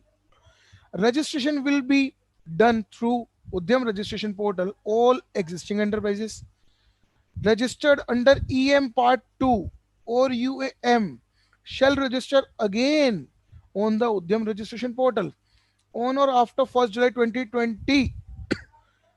समझेंगे यहाँ पे प्रैक्टिकली क्या है एमएसएमई रजिस्ट्रेशन, पहले समझना जरूरी है। उद्यम रजिस्ट्रेशन ही एमएसएमई रजिस्ट्रेशन है। किसी ने उद्योग रजिस्ट्रेशन कर रखा था 25 या 30 जून तक, अब उनको प्रोफेशनल्स ने ये बता दिया कि सर यही आपका एमएसएमई सर्टिफिकेट है। अब उनके पास, क्लाइंट्स के पास कॉल जाती है उनके प्रोफेशनल्स की टीम की कि अब आपको उद्यम रजिस्ट्रेशन करवाना है। तो सामने से रिस्पॉन्स ये भी आ सकता है आपकी ही फर्म ने या एंटरप्राइज या ऑर्गेनाइजेशन ने तो हमारा एमएसएमई रजिस्ट्रेशन किया हुआ है, और अगर हमारा एमएसएमई रजिस्ट्रेशन किया हुआ है तो अब ये क्यों करना है। तो आंसर इज आपकी ही एंटरप्राइज और ऑर्गेनाइजेशन का डेटा अपग्रेड करना है। इसी वजह से ये जो आपकी एग्जिस्टिंग, मैंने बताया था अपनी पिछली कुछ स्लाइड्स में, एग्जिस्टिंग मींस एमएसएमई के पॉइंट ऑफ व्यू पे जो उद्योग रजिस्ट्रेशन करवा चुके हैं, दैट इज एग्जिस्टिंग। एग्जिस्टिंग क्यों बोला, क्यों कहा मैंने, क्योंकि यूएएम नंबर एक रेफरेंस नंबर था उद्योग रजिस्ट्रेशन पोर्टल पर। उसी के रेफरेंस की हेल्प से हम उद्यम रजिस्ट्रेशन प्रोसेस कर सकते हैं। अदरवाइज न्यू स्टार्टअप के लिए तो आधार बेस्ड ही है, और न्यू स्टार्टअप है तो सेल्फ डिक्लेरेशन बेस्ड ही है। होपफुली मोस्टली क्वेरीज मैंने यहाँ तक सॉर्ट आउट करने की कोशिश करी, आगे भी हम लेने की कोशिश करेंगे। फिलहाल इस स्लाइड को समझने की और ज्यादा कोशिश करते हैं। However, the existing enterprises registered prior to 30th June 2020 shall continue to be valid only for a period up to 31st March 2021। ध्यान से सुनिएगा ये लाइन क्या कहना चाह रही है, वैलिड अप टू 31st मार्च 2021। जी हाँ, जो उद्योग रजिस्ट्रेशन था वो सिर्फ और सिर्फ वैलिड है आपका 31 मार्च 2021 के लिए। यदि वो 2021 तक आपने उद्यम रजिस्ट्रेशन पर पोर्टल पे रजिस्ट्रेशन नहीं किया तो वो रजिस्ट्रेशन सर्टिफिकेट आप सभी के लिए यूजलेस हो सकता है। तो बिना अपना टाइम वेस्ट किए अपने प्रोफेशनल्स के साथ कोऑर्डिनेट करें और उद्यम रजिस्ट्रेशन के बारे में समझें और उनके सपोर्ट के साथ उद्यम रजिस्ट्रेशन भी करें। नेक्स्ट पॉइंट की तरफ चलते हैं। नेक्स्ट पॉइंट क्या कहना चाहता है, for the one enterprise shall be allowed to have only one Udyam registration, wherein it may include any number of activity in the said registration। Correct। एक एंटरप्राइजेस को एक ही उद्यम रजिस्ट्रेशन मिलेगा, बेशक वो 1 या 1000 सर्विसेज में डील करे, मैन्युफैक्चरिंग सेक्टर में डील करे, कोई मैटर नहीं करता, उद्यम रजिस्ट्रेशन एक ही मिलेगा एक एंटरप्राइज को। ध्यान से समझिएगा, यहां पर बहुत सारे क्वेश्चन ये भी क्रिएट हो सकते हैं। क्या यहां पर जब हम इनकम टैक्स रिटर्न फाइल करते हैं तो हमारे डिफरेंट ब्रांचेस को, डिफरेंट जीएसटी को एक ही इनकम टैक्स रिटर्न में कंसिडर करना जरूरी होता है? सेम उसी मैनर में हमें एमएसएमई रजिस्ट्रेशन में भी करना होगा। तो जी हाँ, सेम जब हमें उद्यम रजिस्ट्रेशन करना है तो कोई मैटर नहीं करता हमारी कितनी ब्रांचेज हैं, कितनी ऑर्गेनाइजेशन है और कितनी डिफरेंट कैटेगरीज और सेक्टर्स में हम डील करते हैं, एक एंटरप्राइजेस को एक ही मिलेगा because of Aadhaar as well as PAN. But first preference और priority of MSME portal is Aadhaar number. Again repeat कर रहा हूं स्टेटमेंट, फर्स्ट प्रियोरिटी और preference for MSME portal is Aadhaar number, not GSTIN or PAN. That is second priority, but it will be compulsion after 31st March 2021. अभी हम request करेंगे संगम जी को हमारी next slide की तरफ मूव ऑन करने के लिए। रजिस्ट्रेशन एग्जिस्टिंग एंटरप्राइजेस का किस मैनर में कर सकते हैं? तो अभी हमने बताया जो उद्योग रजिस्ट्रेशन था उसमें कुछ रेफरेंस नंबर जनरेट हुआ था। तो all existing enterprises registered under EM part 2 और UAM shall register again repeat कर रहा हूं मैं, shall register again on the Udyam registration portal on और after 1st July 2020 but on और बिफोर 31st March 2021। ध्यान से समझना, बार बार आपको एक ही बात समझाना चाह रहे हैं। जिस भी एंटरप्राइज का उद्योग रजिस्ट्रेशन हो चुका है वो बिल्कुल ये ना समझे उनका एमएसएमई कंप्लीट है, नहीं। एमएसएमई रजिस्ट्रेशन उनका कंप्लीट तभी माना जाएगा यदि वो उद्यम रजिस्ट्रेशन पे अपने एंटरप्राइज को रजिस्टर्ड करवाएंगे। तो नेक्स्ट पॉइंट की तरफ मूव ऑन करेंगे। All enterprises registered till 30th June 2020 shall be reclassified in accordance with the notification, with this notification। Notification क्या है, कब डेट थी, क्या नोटिफिकेशन नंबर था, वो हमने ऑलरेडी अपनी स्लाइड में, प्रीवियस स्लाइड्स में मेंशन कर दिया है। यदि उस नोटिफिकेशन के बारे में पढ़ना चाहें तो उस स्लाइड का भी यूज कर सकते हैं। फिलहाल हम थर्ड पॉइंट की तरफ मूव ऑन करेंगे due to shortage of time. The existing enterprises shall registered prior to 30th June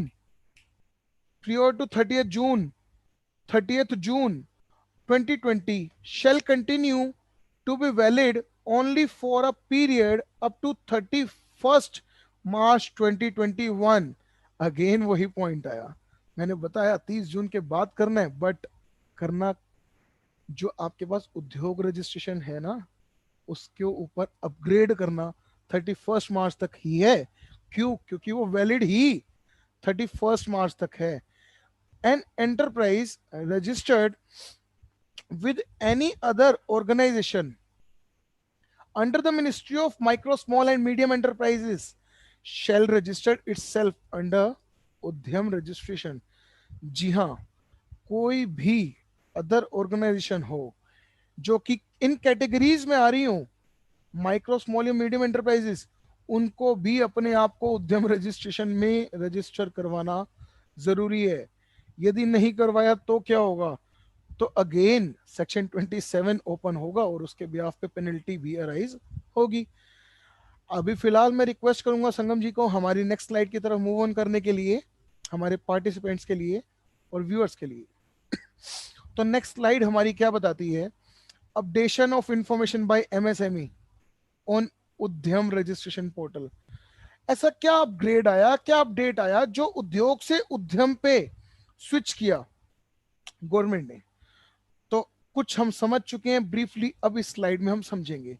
an enterprise having उद्यम registration number shall updates information online in the Udyam registration portal, including the details of the enterprise, the GST return for the previous financial year, and such other additional information as may be required on self declaration basis.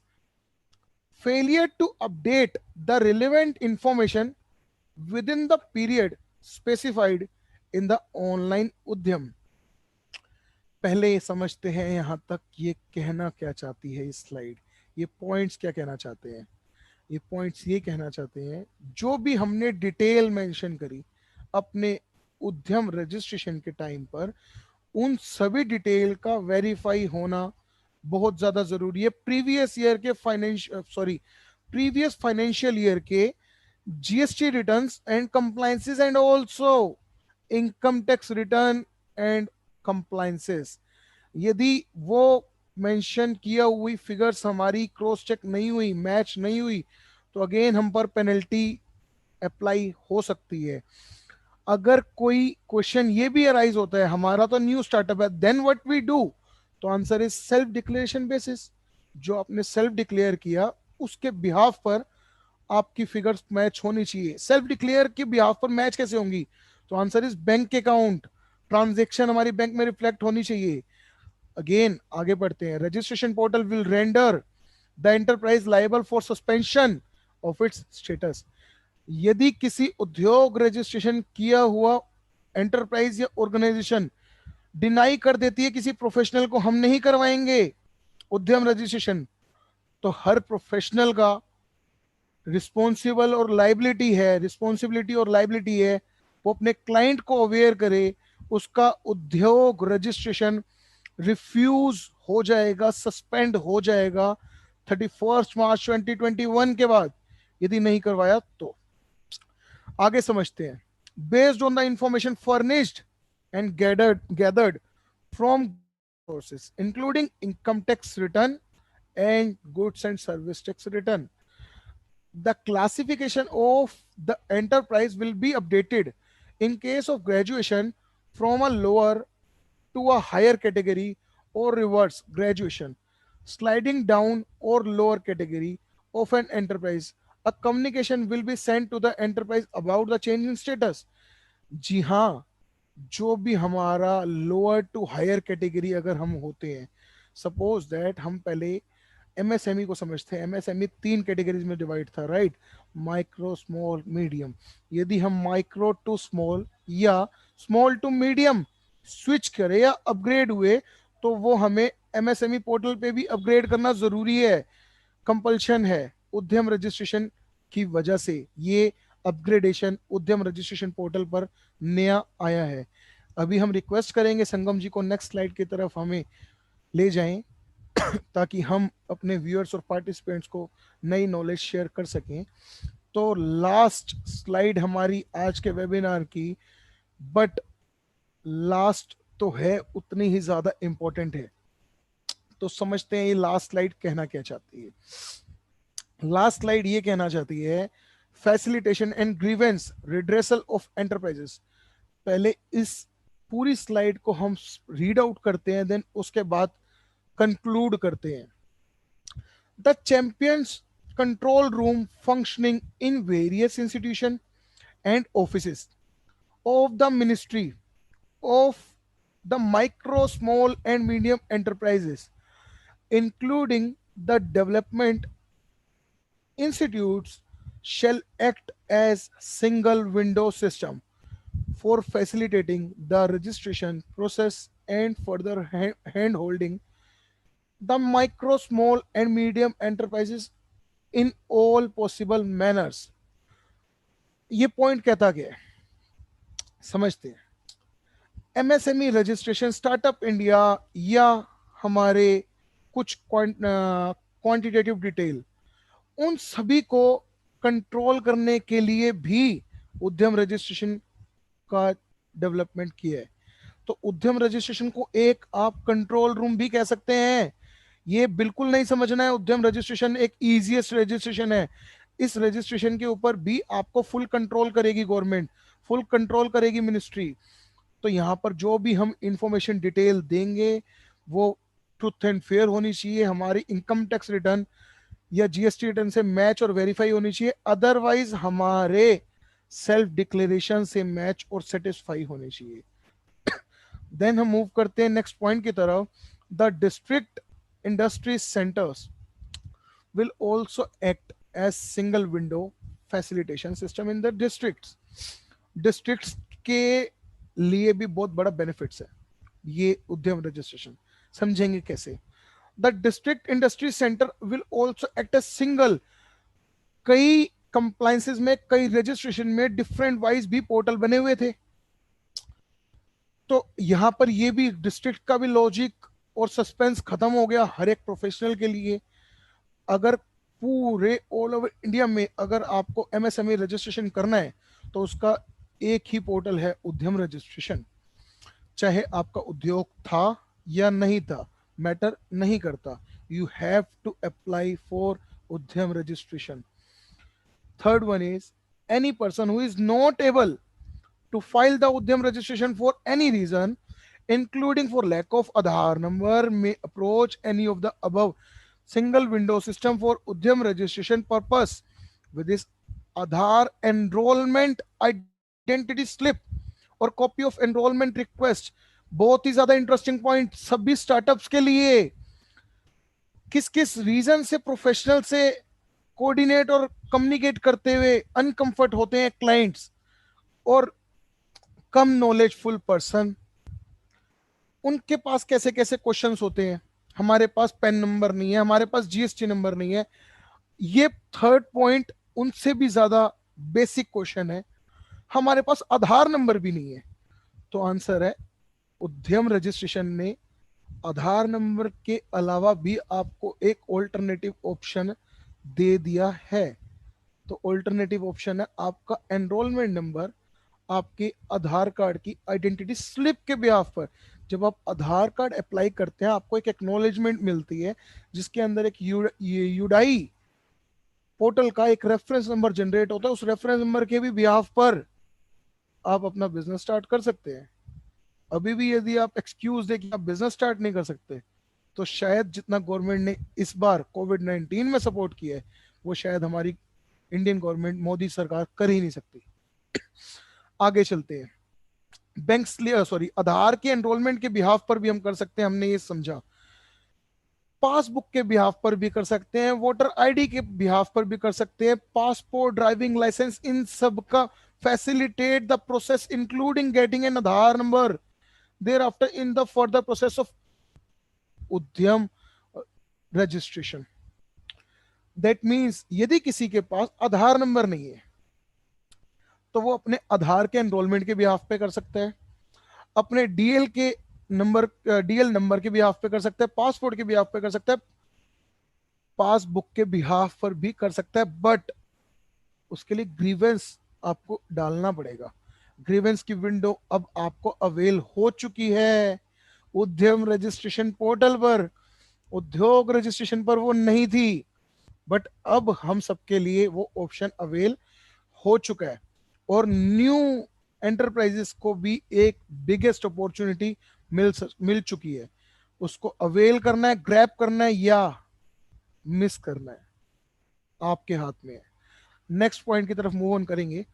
In case of any discrepancy और complaint, the general manager of the district industry centre of the concerned district shall undertake an inquiry for certification of the details of Udyam registration submitted by the enterprise and thereafter forward the matter with necessary remarks of the director or commissioner or industry secretary concerned of the state government, who after issuing a notice to the enterprise and after giving an opportunity to present its case and based on the finding may amend the details or recommend to the Ministry of Micro, Small, Medium Enterprises, Government of India for cancellation, ध्यान से समझिएगा word, cancellation of the उद्यम registration certificate।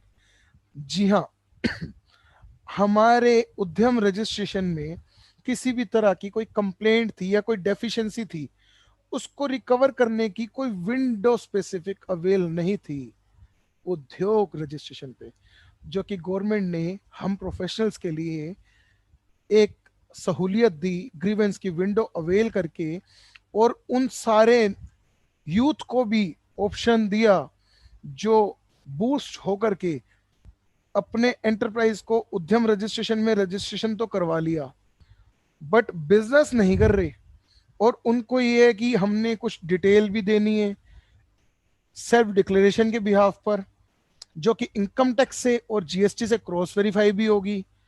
तो क्या हमें penalty beer करनी पड़ सकती है? तो आंसर इज यस।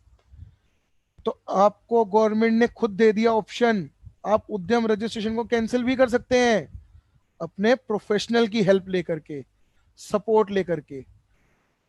अभी मैं संगम जी से रिक्वेस्ट करूंगा हमारे नेक्स्ट स्लाइड की तरफ ले जाएं, ताकि हम अपने पार्टिसिपेंट्स का थैंक्स अपने दिल से कर सकें, जो वो हमारे साथ बने रहे।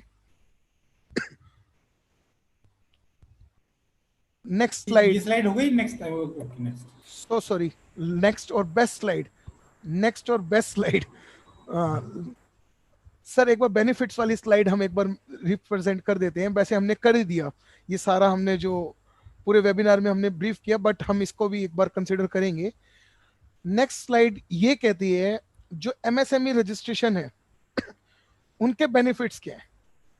उनके बेनिफिट्स मोस्ट इंपॉर्टेंट, जो गवर्नमेंट स्कीम्स हैं, जो गवर्नमेंट लोन्स हैं, जो गवर्नमेंट की अनाउंसमेंट्स हैं, 20 लाख करोड़ की अनाउंसमेंट तो सबके नॉलेज में है, बट एमएसएमई सेक्टर में कितनी है वो हमने इस स्लाइड में मेंशन किया। Announce 3 lakh crores of credit guarantees to MSMEs, which is intended to help MSME having 25 crore outstanding loan।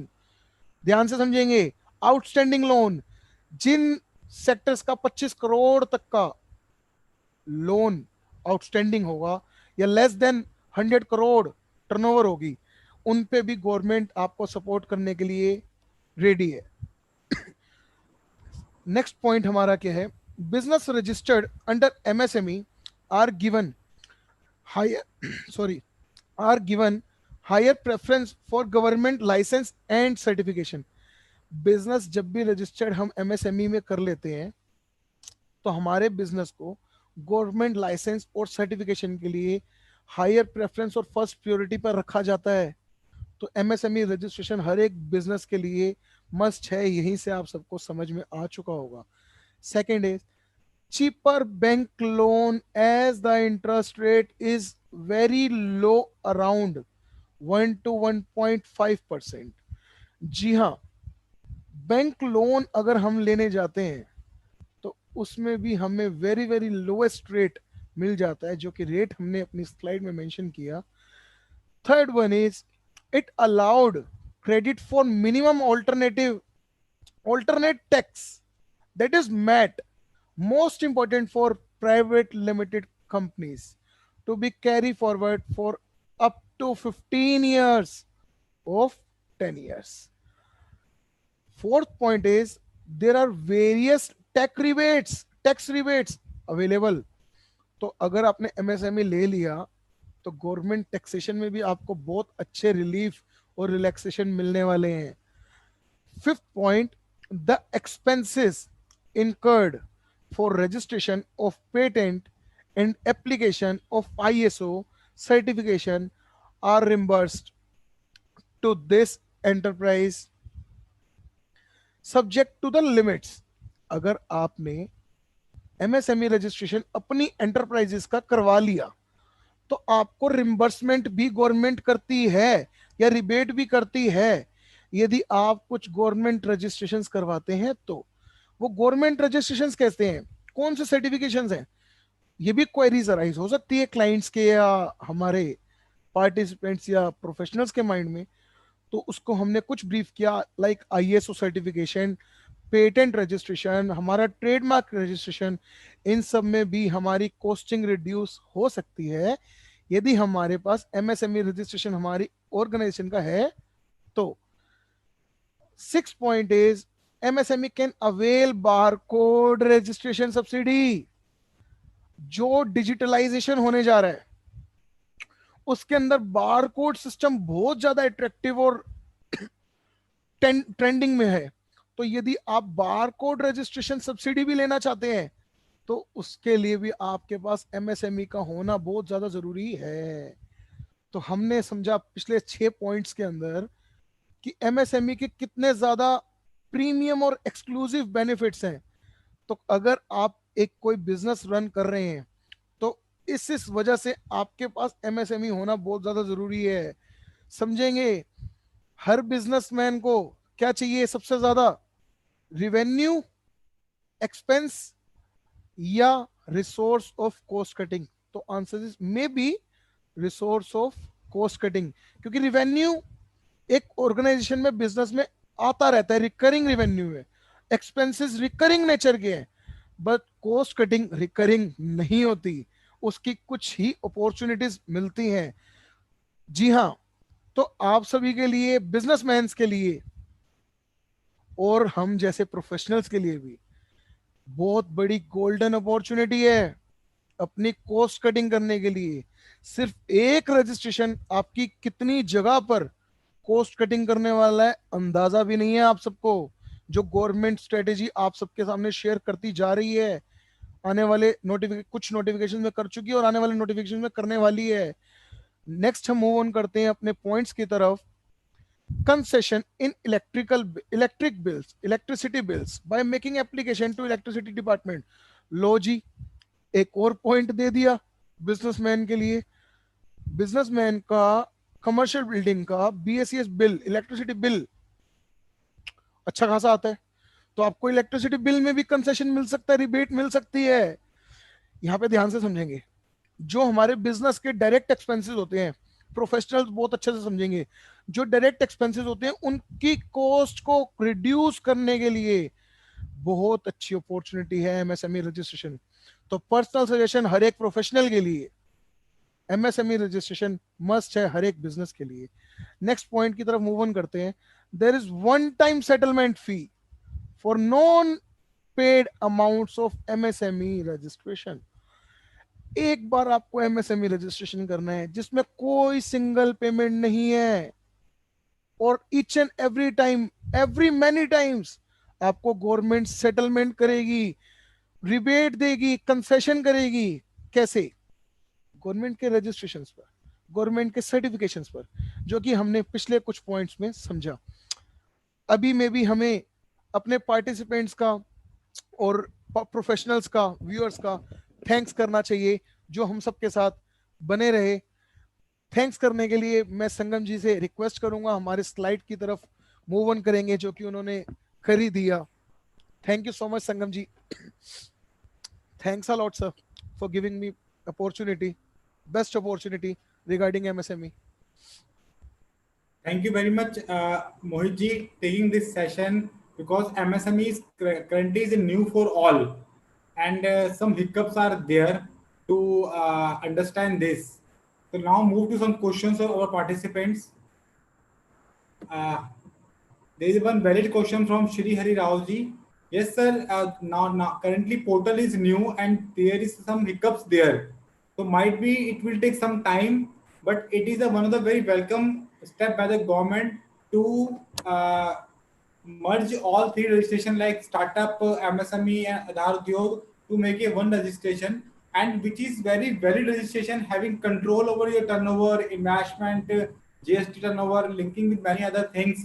So it will definitely help with the benefits provided by the governments. Because practically what happened when we have MSME registration, we have MSME registration when we reach to bank कि sir ये हमारा MSME registration है, हमें loan दे दीजिए या हमें ये benefit दे दीजिए, वो कहता है आपका नाम तो हमारे डाटाबेस में आ ही नहीं रहा, हाउ कैन गिव बेनिफिट। तो ऐसे बहुत सारे इश्यूज थे हमारे साथ पहले एमएसएमई के लेके, बट हमें उम्मीद है कि उद्यम रजिस्ट्रेशन के अंदर जब सारी चीजें हमारे आधार से, आईटीआर से, जीएसटी से, इन सब से लिंक होगी तो ये बहुत ट्रांसपेरेंट होंगी, और एक्चुअल बेनिफिशियरी जिसको बेनिफिट मिलना चाहिए उनको उन सब सब्सिडी का बेनिफिट, सारी स्कीम्स का बेनिफिट मिलेगा।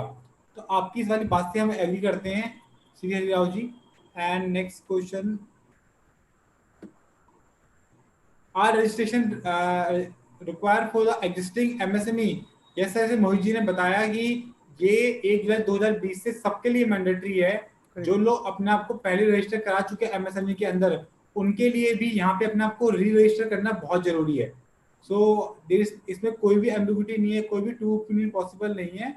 चाहे आप पहले रजिस्टर कराएं या फ्रेश हैं, दोनों ही केस के अंदर आपको उद्यम रजिस्ट्रेशन का में अपने आप को रजिस्टर करवाना है, तभी आपको एमएसएमई के बेनिफिट मिलेंगे जो भी गवर्नमेंट ऑफ इंडिया प्रिस्क्राइब करती है।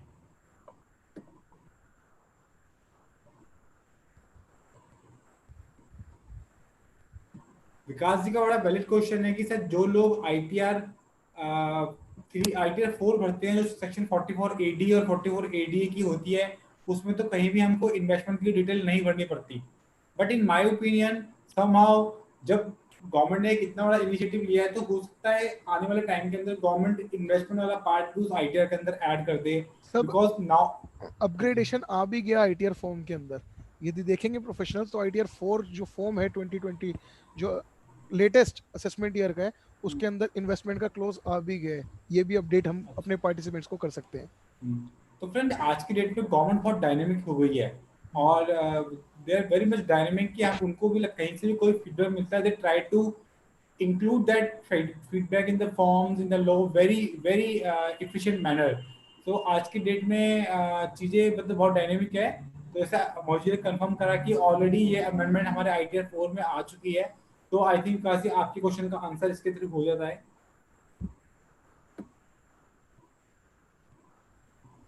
ऑल्दो मोहित जी ने सेशन बहुत केयरफुली और बहुत ही अट्रैक्टिव लैंग्वेज में लिया कि मैक्सिमम लोगों की क्वेरी ही नहीं है इस टॉपिक के ऊपर। ऑल्दो ये टॉपिक नया है, थोड़ी प्रैक्टिस करने के बाद, थोड़े हिडन ट्रायल करने के बाद सब लोगों को सक्सेस मिलेगी इस टॉपिक के अंदर।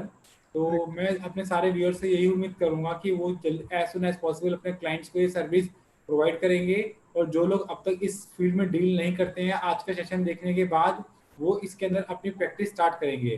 तो फ्रेंड जैसे मैंने आपको कहा था कि आज के सेशन की पीपीटी मैं कमेंट सेक्शन में अपलोड कर दूंगा, तो next few minutes I will upload the link by which you can download the PPT of today's session. So friend, now it is a time to move on and close the session. So friends, I express my sincere thanks to Mohit ji and all the participants to participate in this session and make this session wonderful. So friends, I also request once again, kindly join us tomorrow also on the India's financial instrument, India's 109 and India's 32. Both are very important Indias, and in many companies in which Indias are applicable, these are very one of the common Indias generally applicable on financial statements. So I request all the participants kindly join us tomorrow also.